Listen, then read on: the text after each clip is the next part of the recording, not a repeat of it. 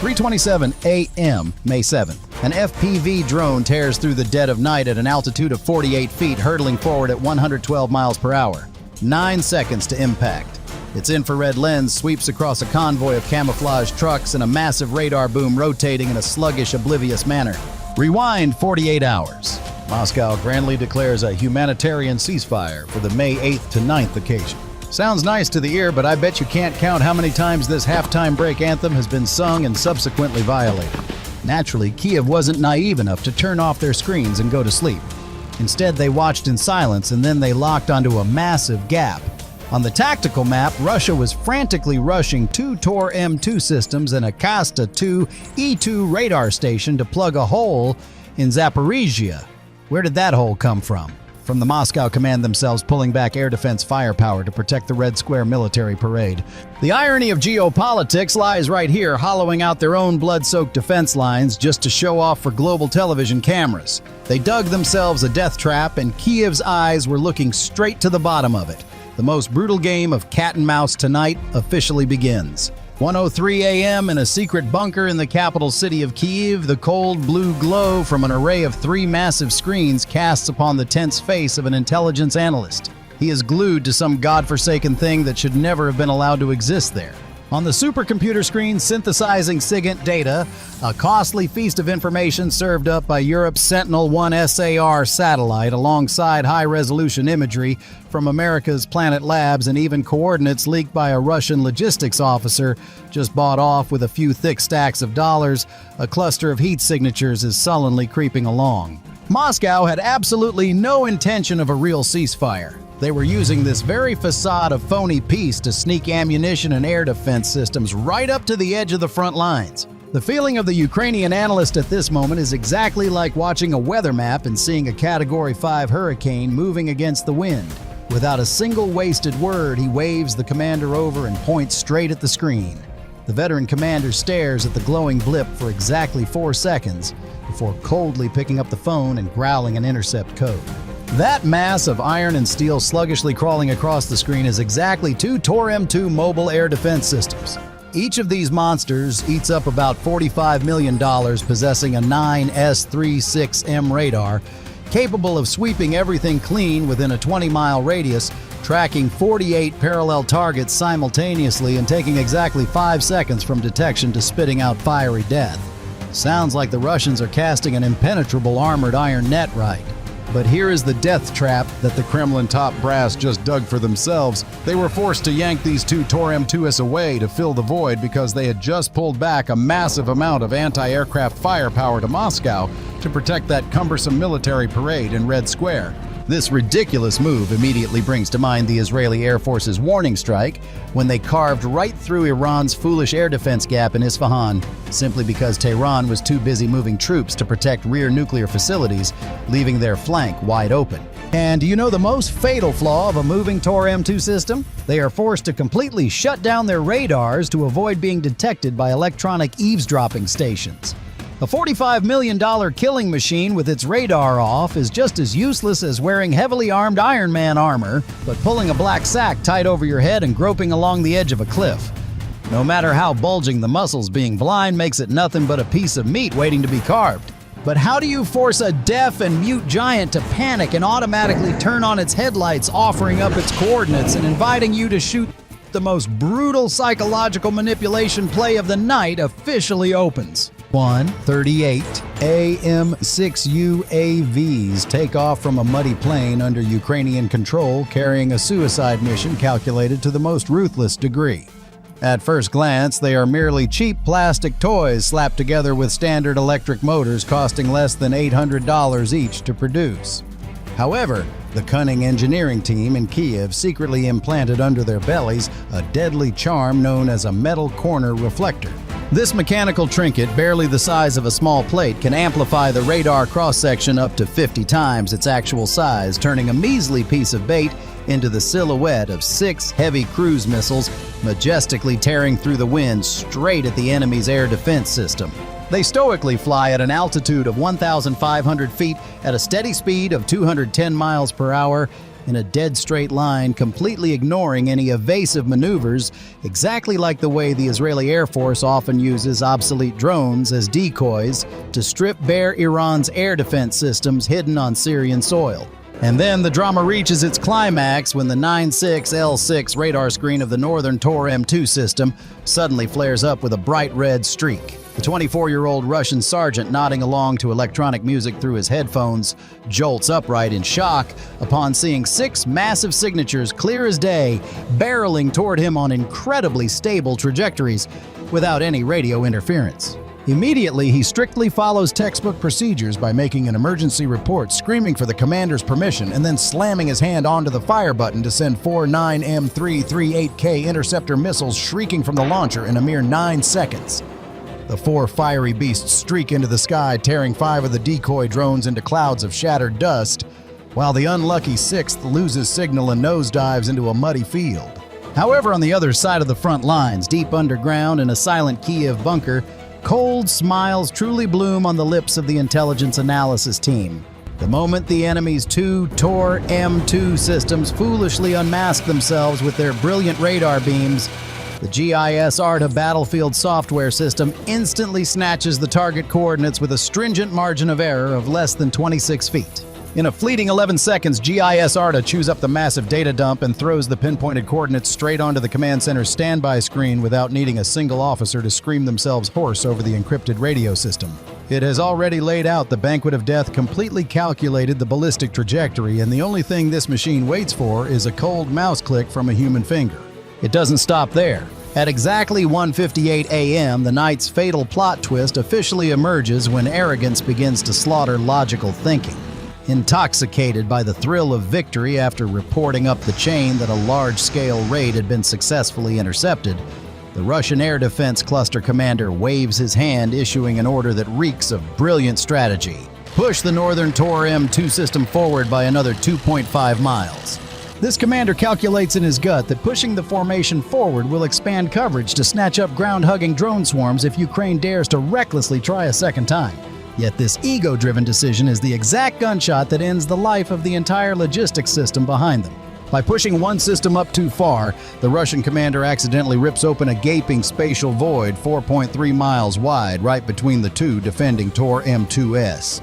That fatal loophole unintentionally lies directly over a clear flight corridor leading straight as an arrow into the swollen field ammunition depot in the rear. In the quiet operations room in Kiev, the analytical officer merely smiles faintly, rubbing his chin as he looks at the screen, glowing with red boundaries, and whispers a razor-sharp remark. "They just threw their front door wide open for us." Not a single soul in that room needs to utter another word. Fingers flurry across keyboards to prepare for the activation of tonight's most brutal chain of destruction. 2:15 a.m., the tactical chessboard suddenly changes direction when Ukraine decides not to rush through the cracked open door, but instead unleashes a psychological manipulation strike straight out of a movie. 8 FPV drones unexpectedly slam into an obscure supply station, way off in the direction of Kherson, a full 40 miles west of the main battlefield's Achilles heel. Flames erupt, licking clean a reserve fuel depot and lighting up a corner of the night sky. But this is absolutely not some grand target. This feint to the east to strike the west bears the strong resemblance of notorious intelligence operations, exactly like how Israel's Mossad often throws up smoke screens with isolated explosions in the suburbs of Damascus to drain the attention of Iran-backed air defense networks, creating a perfect smokescreen before delivering the true thunderbolt right to the enemy's throat. The Russian command clumsily and entirely falls for the decoy trap. They hastily deploy the ultra-modern Krasuka 4S electronic warfare complex, which was sitting idle in reserve, immediately cranking the power knob to the maximum to blast sky-whitening jamming waves in order to blockade the Kherson corridor. However, panic is always a fertile breeding ground for deadly mistakes to take root. And this is exactly the moment we witness a classic friendly fire accident that the Russian military encounters all too often.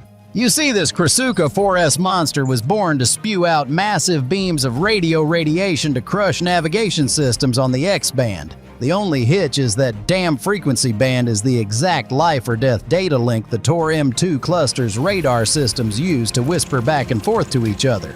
The colossal wave of interference from the Krasuka system floods across the front line like an invisible tsunami, instantly wiping out every internal coordination screen of both expensive Tor M2 systems in a sea of white static.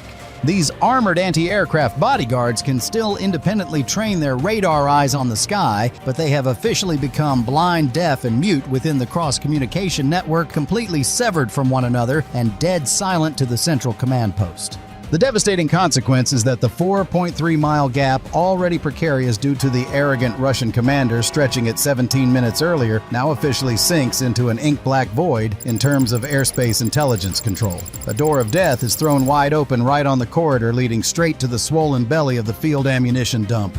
2:44 a.m. when the entire diversionary act is complete and the enemy is tying themselves up in electromagnetic chaos, Kiev's trump card is officially turned face up on the strategic chessboard. Throughout 18 grueling hours of straining their eyes, waiting in the dark, 2 British-supplied Storm Shadow cruise missiles, each weighing 2,860 pounds and carrying a 440-pound Broach dual-charge penetrating warhead in its belly, had been sitting quietly beneath 2 Su-24M fighter jets, prowling 180 miles west of the front line. Exactly at 3:10 a.m., the historical moment strikes its beat. From an altitude of 1,200 feet, a distance safe enough to dodge the prying eyes of Russia's long-range air defense radar grid, the Su-24M fighter pilot receives data from the combat system, takes a deep breath, and personally squeezes the firing trigger. The 2 Storm Shadows coldly detach from their hardpoints, unfurling their mechanical wings and roaring forward before quickly dropping their altitude to a scraping 100 feet to engage terrain following mode with an estimated time to impact of 17 minutes. Yet Ukraine isn't foolishly relying entirely on expensive Western weaponry. At the same time, the cruise missiles are tearing through the wind, a literal swarm of Hornets consisting of 14 previously launched Shark drones is also about to reach the target. These are absolutely not the kind of commercial drones used to film neighborhood weddings. The cunning engineering team in Kiev had stuffed the nose of each one with a heat-shaped charged warhead scavenged from an RPG-7 anti-tank launcher. This weapon doesn't need to smash a target vehicle to pieces with brute force. It merely needs a gentle touch to vomit forth a blazing 5,400 degrees Fahrenheit plasma jet, effortlessly piercing through 0.11-inch thick military steel armor as smoothly as a red-hot knife slicing through refrigerated butter. This swarm of mechanical assassins sullenly glides along the bed of a dry river valley at a mere 45 feet in altitude, applying the tactic of hiding below the radar horizon with the textbook precision of the Pentagon. This way of slipping through a narrow crack brings to mind the Israeli fighter squadron flying low across the desert floor to evade radar and bomb Iraq's Osirak nuclear reactor years ago, incredibly silent, stealthy, and steeped in death. As the shark swarm simultaneously rears its head over the valley rim, they have already slipped perfectly into the 3.1-mile radius blind spot surrounding the Russian Kasta 2E2 radar station. Meanwhile, on the other side of the front lines, the Tor M2 operator is blankly staring at a display screen entirely whited out by static because his own army's Krasuka system is roaring and crushing all communications. The officer smacks his lips, takes a sip of hot tea, and consoles himself that the sky is still crystal clear without a single cloud. Exactly at 3:27 a.m., the clock of destiny counts down its final seconds. Have you gentlemen braced yourselves in your seats to get ready for an explosion that will shake the entire Zaporizhzhia buffer zone? Exactly at 3:27 and 45 seconds, when victory seems securely in the bag, the battlefield script suddenly delivers a stinging slap to remind us that no operational plan ever goes as smoothly as a Hollywood movie. Even though the Russian Krasuka 4S system excellently fulfilled the role of a teammate scoring an own goal by blinding the Tor M2 cluster, a Panzer S-1 anti-aircraft artillery system rooted at the edge of the interference band suddenly wakes up and catches the heat signature from Ukraine's Hornet swarm. The 30mm cannons spit out a rain of bullets that shreds the Tokmak night sky, crushing the 3 leading Shark UA-5s into clouds of scorching debris. Worse still, an interceptor missile from this system miraculously snatches the first Storm Shadow right out of the sky, turning the million-dollar machine into a harmless fireball exploding at an altitude of 100 feet. This moment of snatching defeat from the jaws of victory is identical to that night at the Bay of Pigs years ago when the American landing forces were completely exposed due to unpredictable intelligence errors. The Ukrainians are deeply imbued with a cold military philosophy: 2 means 1 and 1 means none. That is exactly why they never bet the entire life of an operation on a single missile. Cutting through the debris cloud of its fallen twin, the second Storm Shadow, along with the 11 surviving Sharks, coldly continues to slither forward, skillfully weaving through the deadly negative space that the Russian air defense network had just inadvertently created in the electromagnetic spectrum. Exactly at 3:27 and 49 seconds, the moment of reckoning officially descends upon the quiet logistics area as the 2 leading Sharks unhesitatingly plunge their noses, armed with heat-shaped charge warheads, into 2 heavy artillery ammunition trucks. The smart delayed fuse mechanism allows the blazing 5,400 degrees Fahrenheit plasma jet to effortlessly boil through the 0.11-inch military steel shell before licking straight into the Achilles heel of thousands of 152mm artillery shells. A horrific chain reaction explosion erupts instantly, blasting the massive adjacent fuel tank into a fireball towering 180 feet into the night sky. That colossal pillar of fire immediately becomes a radiant beacon illuminating the entire Zaporizhzhia plain, announcing to the whole world that the Ukrainian army's party has only just truly begun. Exactly 1 second after the ground in Tokmak is shaken by the terrifying earthquake from the ammo dump, the true star of the night's show coldly lowers the curtain to complete this symphony of destruction. The remaining Storm Shadow cruise missile slams straight into the Kasta 2E2 radar station, utilizing its 2-stage broach warhead mechanism, the most vicious in the modern weapons world. A roaring blast obliterates the entire sophisticated $12 million electronic system, evaporating it into a heap of smoking, scorching scrap metal. This officially crushes the command brain and turns the 2 nearby Tor M2 systems into blind giants. But this is when the hellish game of dominoes truly begins, with the command electromagnetic grid severed the 9 remaining Shark drones which had been hiding below the radar horizon using the river valley terrain. Following tactics simultaneously raise their heads to finish off their prey. One by one, the Sharks sullenly bury themselves into the engine compartment roofs of the disoriented Tor M2. The 5,400 degrees Fahrenheit scorching plasma jet from the heat warheads boils the intricate circuit boards and cooks off the interceptor missiles still sitting in their launch tubes. And that's it. The enemy's air defense pride, worth roughly $100 million, is now nothing more than pitch-black blocks of scrap iron burnt down to bare frames because of Kiev's incredibly wicked psychological trap.